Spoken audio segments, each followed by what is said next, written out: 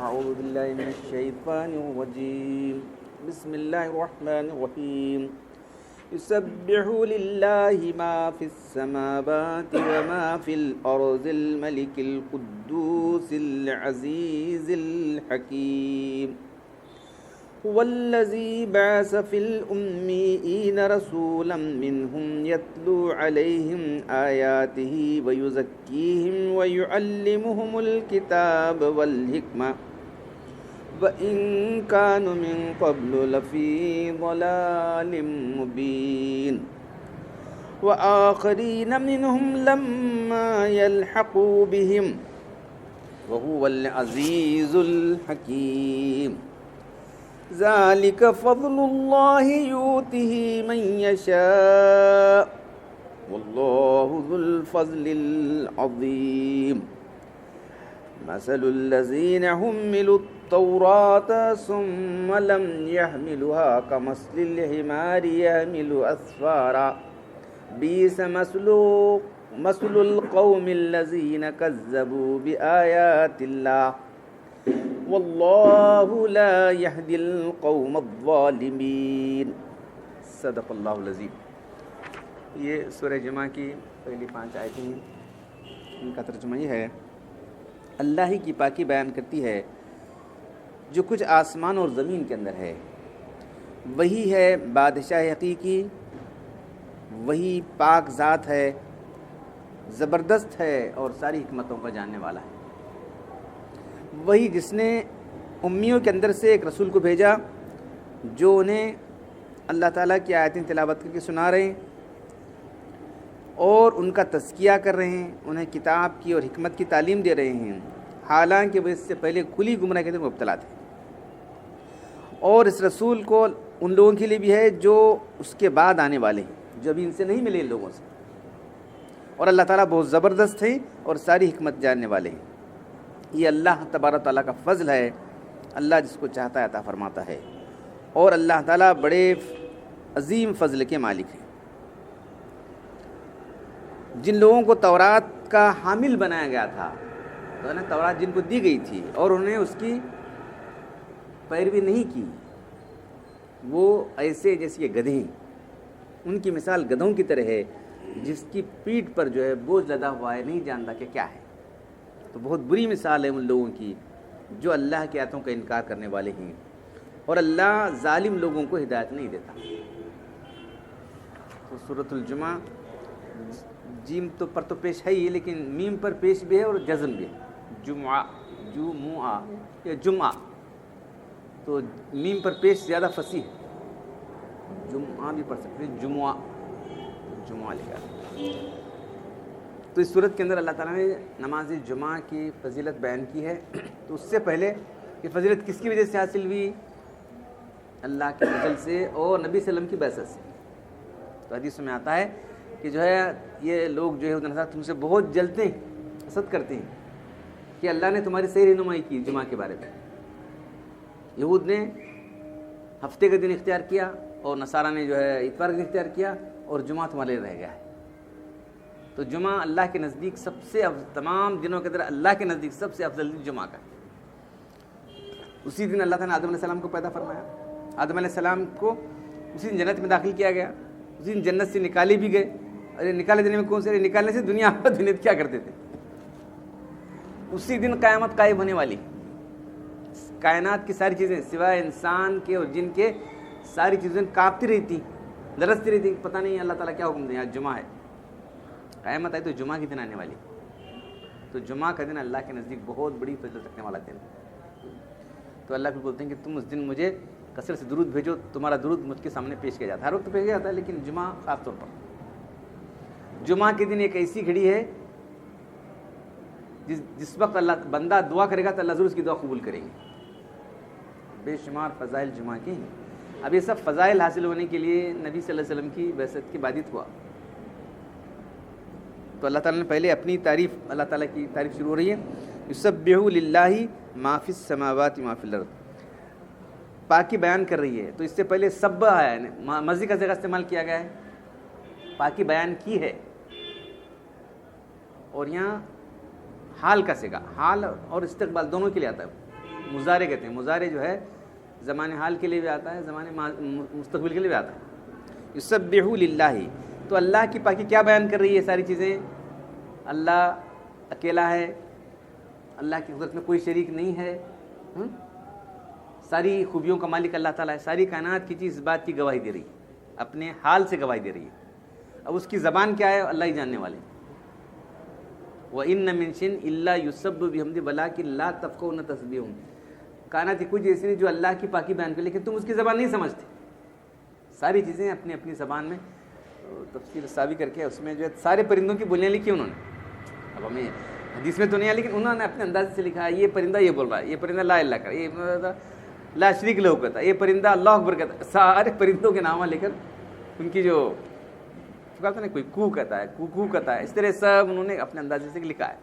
تو بہرحال پرندے ہو گئے, چرندے ہو گئے, ہر ایک اپنی اپنی زبان میں اللہ کی تعریف بیان کر رہا ہے.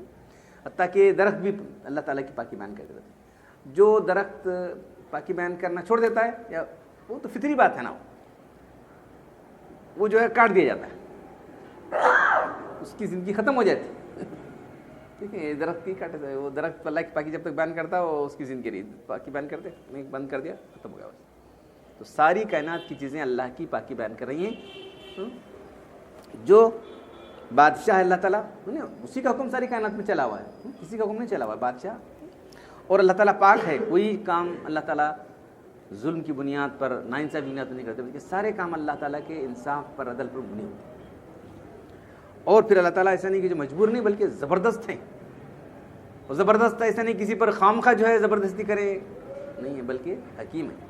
سب کام اللہ تعالیٰ کی حکمت سے ہوتا ہے. تو یہ اللہ تعالیٰ کی صفات, یہ پہلی آیت میں آنے کے بعد تو یہی اللہ تعالیٰ نے, وہ الذی, وہی اللہ تعالیٰ نے جس نے امیوں کے رسول کو بھیجا. تو نبی بھی امی, ساری امت امی ہے, یہ دیکھو. اور اتنا بڑا کام علم کا لیا. ایسی کتاب نازل فرمائی, 14 سال 15 سال ہو رہے ہیں آج. زبان کہاں سے کہاں بدل جاتی ہے دیکھو, لیکن کوئی عربی زبان میں تبدیلی آئی کہ بولو. 200 سال کی پہلے کی انگریزی دیکھو, 2 سال کی اردو دیکھو, جانے انگریزی تو نہیں ہے, اردو کیسی اردو زبان ہے وہ, یہ بہت پرانی اردو جی, کیا سمجھنے بولتے ہیں. اب میں سمجھتا ہوں 1 سال کے بعد یہ ہماری زبان پرانی رہتی ہے. تو 1500 سال کے بعد آج بھی یہی عربی فصیح ہے. یہ کتنا بڑا معجزہ ہے دیکھو. تو اللہ تعالیٰ نے امیوں کے اندر سے رسول کو بھیجا, وہ بھی رسول بھی امی ہیں. یتلو علیہم آیاتی, کیا کام کر رہے ہیں اللہ کے وسلم, ہماری آیتیں, اللہ تعالیٰ کی کتاب کہتے تلاوت کر کے سنا رہے ہیں. تو 4 کام یہاں بیان کیے گئے. کسی نے اس کو کتاب اور حکمت کی تعلیم کو ایک ہی فریضہ لیا ہے, کسی نے الگ کر دیا ہے. تو بہرحال یہاں 4 فریضے ہیں. ایک تو یہ کہ جو کتاب اللہ نازل ہو رہی ہے اس کو تلاوت کر کے سنانا, یہ اہم فریضہ قرار دیا گیا ہے. جو کتاب نازل ہو رہی تھی اللہ کے رسول بلاتے تھے, دیکھو یہ کتاب میں بلاتے تھے, تلاوت کے سناتے تھے. کچھ صحابہ 1-2 صاحب لکھنے والے تو لکھ لیتے تھے. اس طرح سے قرآن ریکارڈ بھی ہوتا گیا. وہ صحابہ کرام میں سوچتے کیا نازل ہوا, فوراً یاد کر لیتے تھے. جو آپ کی زبان سے نکلتا تھا سارے صحابہ کرام فوراً یاد کر لیتے تھے. اب غیر حاضر رہے تو پوچھتے کیا ہوا, کیا کچھ نازل ہوا, کیا ہے, پوچھ لے کر, لیکن کیا ان سے پوچھ سیکھ لیتے تھے. ایسا ہے. تو جو آپ کے صحابہ کرام تھے وہ ہمیشہ وہی کے انتظار میں رہتے تھے, آج کیا نازل ہوا, کل کیا نازل ہوا, یہ چلتا تھا. تو بعض صحابہ کرام بڑا باقاعدہ لکھ لیتے تھے. تو تلاوت آیات یہ اہم فریضہ رسول اللہ کا تھا. پھر اس کے بعد جو ہے یزکیہم, ان کو پاک کرتے ہیں اور کتاب کی اور حکمت کی تعلیم دیتے ہیں. تو کتاب کو پڑھ کے سنا دینا اتنا ہی کافی نہیں تھا, بلکہ کتاب کی تعلیم دینا بھی ضروری تھا. اس کا یہ مطلب ہے, اس کا یہ مفہوم ہے. اقیم الصلاۃ, نماز قائم کرو, کیسا کرنا نماز, اللہ نے بتا دیا. تو اللہ تعالیٰ نے نبی کو اس لیے بھیجا تھا کہ کتاب پر کس طرح عمل کیا جائے. ہر آدمی کے مطلب کا لے بیٹھ سکتا نہیں کیا. تو جن لوگوں نے کہا کہ ہم کو نبی کی ضرورت نہیں ہے, بھائی ہم کتاب لے کے بیٹھ گئے, تو وہ گمراہ ہو گئے نا. قرآن ہمارے لیے کافی ہے. کہ جو لوگوں نے کہا حدیث کا انکار کر دیا تو خود گمراہ ہو گیا. تو اللہ تعالیٰ نے نبی کو اس لیے بھیجا تھا کہ کتاب پر کس طرح عمل کرنا ہے دکھایا جائے. کتاب لے بھائی میں جاتا ہوں, ایسا نہیں, غلط ہے.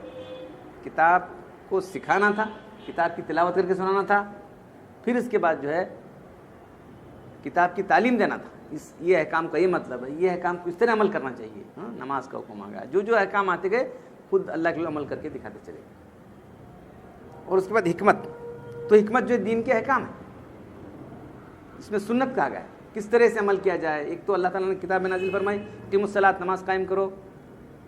اب نماز قائم کرنے کا مطلب کیا ہے, ہر نماز کتنی نمازیں ہیں, ہر نماز کے اندر کون سی نماز فرض ہے, کون سی سنت ہے, کہاں ہے قرآن کے اندر, ہو نماز کیسے شروع کرنا, کیسا ختم کرنا. تو یہ سب جو ہے سنت, جس کو اللہ کی حکمت کہا گیا ہے. تو تلاوت آیات, کتاب کی تعلیم, حکمت کی تعلیم, اس کے بعد تزکیہ. تو تزکیہ کبھی درمیان میں کبھی آخر میں بھی آیا ہے. سورہ بقرہ کے اندر تزکیہ کو آخری میں لکھا گیا ہے. تو یہ ساری چیزوں سے مقصد کیا ہے, کتاب کی تعلیم دینا, دین کے احکام سکھانا, تلاوت کر کے سنانا, اس سے کہ ان کے نفس کا پاک ہو جائے. ان کا نفس جہالت کے اندر تھے, شرک کے اندر تھے, ساری برائیوں کے اندر مبتلا تھے نا صاحب. اس زمانے میں شراب وہ پیتے تھے, اور جو ہے زنا, برائیاں سمجھ ہی نہیں آتی تھی چیزیں, ساری برائیاں اتنے عام تھیں. سب برائیوں سے ان کو پاک کیا. شرک تھا ان کے اندر, عقائد کو پاک کرنا بھی شامل ہے اس کے اندر, تزکیہ کے اندر اخلاق کو پاک کرنا بھی ہے, ان کے اعمال کو پاک کرنا ہے. تو تزکیہ کوئی سمپل ہے, یہ ایک ہی چیز نہیں ہے, تمام چیزوں سے پاک کرنا ہے, نفسانی سے پاک کرنا یہ بھی ہے.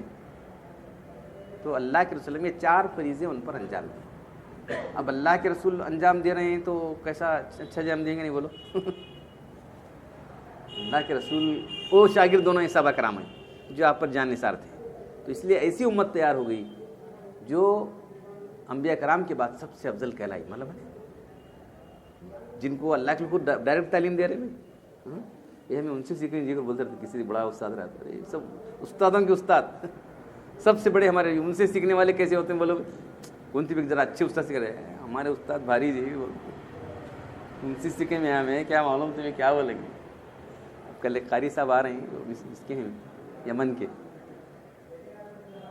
عقل کو آ کے استادوں کو سکھانے کے لیے بھیجے ان کو. معلوم ہے اب انہوں کتنا فرق کریں گے وہ بعد میں جانے کے بعد, ہمیں ان سے سیکھے میں جو یمن کے استاد سیکھے ہمیں, اب ان کتنا فرق کرتے ہیں. دیکھو استاد آباد, کیا معلوم ہمارے استاد انہوں تھے, ان سے سیکھے ہیں.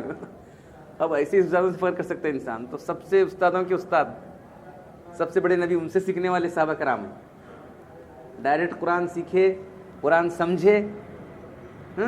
تمہاری سمجھ کہیں کہ کھوٹی سمجھ لے بیٹھے سے تمہیں, تو ڈائریکٹ اللہ کے سامنے سیکھے. پھر عمل کرنا بھی سیکھے, سنت کس طرح عمل کرنا چاہیے. پھر اس کے بعد ایسا ہی کر کے چھوڑ دیا نہیں, ان کو پاک بھی کرے وہاں سے. یہ دیکھو, یہ 4 کام اللہ کے وسلم نے صحابہ کرام پر کیا. تو اس لیے وہ کندن بن گئے تھے صحابہ کرام. انبیاء کرام کے بعد سب سے بہترین گروہ بنے تو صحابہ کرام تھے. اس لیے حدیثوں میں آتا ہے کہ اللہ تبارک تعالیٰ نے عالم ارواح میں ایک نظر ڈالی, سب سے روشن دن, چمکنے والا دن تھا محمد صلی اللہ علیہ وسلم. آپ کو نبوت کے لیے چن لیا, آخری امت کے لیے. پھر اس کے بعد اور نگاہ ڈالی تو جو ہے ایک گروہ تھا جس کا دل روشن تھا, ان کو چن لیا حضور صلی اللہ علیہ وسلم کی رفاقت کے لیے. تو عالم ارواح کے اندر ہی ان کی دل چمک رہے تھے صحابہ کرام, اسی لیے اللہ نے ان کو چن لیا حضور صلی اللہ علیہ وسلم کی جو ہے ساتھی بننے کے لیے, حضور کے صحابی بننے کے لیے. وہ بھی چنے ہوئے ہیں انبیاء کرام کو, جیسے اللہ نے چن لیا. اللہ نے مجھے چن لیا, میرے اصحاب کو چن لیا. ان اللہ اختارنی, وہ اختار لی اصحاب, اللہ نے مجھے بھی چن لیا, میرے اصحاب کو چن لیا. یہ لفظ ہے, معلوم ہے. اب اللہ جن کو چنے ابھی تمہیں کیا بولتے ہیں, بولو ان کے بارے میں. یہ کام جو 4 کام ہیں, قرآن کی تعلیم, تلاوت آیات, ڈائریکٹ اللہ کے ان کے سامنے کرتے تھے, ان سے سیکھے انہوں نے قرآن کو. کوئی آج بولے کہ میں قرآن کا اچھا سمجھتا ہوں, جھوٹا ہے. قرآن سیکھے, سمجھے, ان سے عمل کرنا سیکھے. پھر ان کا تزکیہ بھی ہوگا صحابہ کرام کا. وَإِنْ كَانُوا مِنْ قَبْلُ لَفِي ضَلَالٍ مُبِينٍ. اس کے پہلے صحابہ کرام جو ہے گمراہی میں تھے, کیا کر سکتے ہیں. بہت ساری گمراہیاں تھیں, ایک سے گمراہیاں تھیں. ایسی گمراہیوں سے ان کو ایسا بنانا, یہ بھی بہت بڑا معجزہ ہے. ایک صحابی معجزہ ہے, میں کہتا ہوں. اتنی گمراہیوں کے اندر جو پھنسے ہوئے تھے, ایسے بن گئے کہ جو ہے دنیا ان کو جو مثال پیش نہیں کر سکتی, ویسے بن گئے صحابہ کرام. وآخرین منہم لما یلحقوا بہم. اور یہ نبی کی بحث صرف وہ صحابہ کرام کے واسطے نہیں, بلکہ قیامت تک آنے والے مسلمانوں کی. اور یہ اٹھائے اس رسول کو ان لوگوں کے واسطے بھی جو ابھی ان سے نہیں ملے صحابہ کرام سے, تابعین, تابعین, اور اس کے بعد قیامت تک آنے والے سارے انسانوں کے لیے آپ کی بعثت ہے. آپ آخری نبی ہیں. وہ اللہ تعالیٰ بہت زبردست ہے اور حکمت والے. اللہ کی حکمت ہے, اس طرح سے کی ہے. اب کوئی نبی آنے والا نہیں ہے. تو اب یہ دین صحابہ کرام کے ذریعے سے تابعین کو آیا, تابعین کے ذریعے تبع تابعین, اس کے بعد امت کو آیا. ذالک فضل اللہ یؤتی من یشاء واللہ ذو الفضل العظیم. یہ اللہ کا فضل ہے, اللہ جس کو چاہتا ہے اپنے فضل سے نواز دیتا ہے. تو یہاں تک جو ہے نبی صلی اللہ علیہ وسلم کی بعثت کا ذکر آیا. اس کے بعد جو ہے یہود کا ذکر اس لیے کیا گیا کہ وہاں مدینے میں تھے یہود اور بہت اپنی امت پر, اپنے اس پر بہت فخر کرتے تھے وہ لوگ, اپنی کتاب پر. اب یہ کتاب نازل ہو گئی تو ان کو بہت پریشانی آ گئی. اپنے آپ کو جو اللہ کے چہتے, اللہ کے پیارے بولتے تھے, اس لیے ان کا ذکر آتا. اب یہود جو ہے دنیا سے جو ہے ان کے یہ ختم ہو گیا. آخری نبی کل اس میں آیا تھا نا, تورات انجیل حضور صلی اللہ علیہ وسلم کی پیش گوئیاں ہیں. اب ان کا فریض آیا تھا کہ اس پر ایمان لائیں. تو ہمارے نبی صلی اللہ علیہ وسلم فرماتے ہیں لو بدأ لکم موسیٰ, اگر موسیٰ علیہ السلام بھی ظاہر ہو جائیں تو ان کو میری پیروی کس بات چاہ رہا نہیں. عیسیٰ علیہ السلام تو نازل کو پیروی کریں گے, اور بات ہے. موسیٰ علیہ السلام کا ذکر, لو بدأ لکم موسیٰ, اگر موسیٰ علیہ السلام بھی ظاہر ہو جائیں تو ماں بس الا اتباعی, ان کو بھی میری پیروی کے سوا چاہ رہا نہیں. تو وہ امت کیا کی, کس طرح سے کی, اور ہمارے لیے بھی عبرت ہے. ہمارے لیے بھی عبرت ہے کہ جو ہے انہوں نے اپنے طور پر ایک دن مقرر کر لیا ہفتے کا, اور ہفتے کے دن جو ہے کاروبار شروع کر دیا.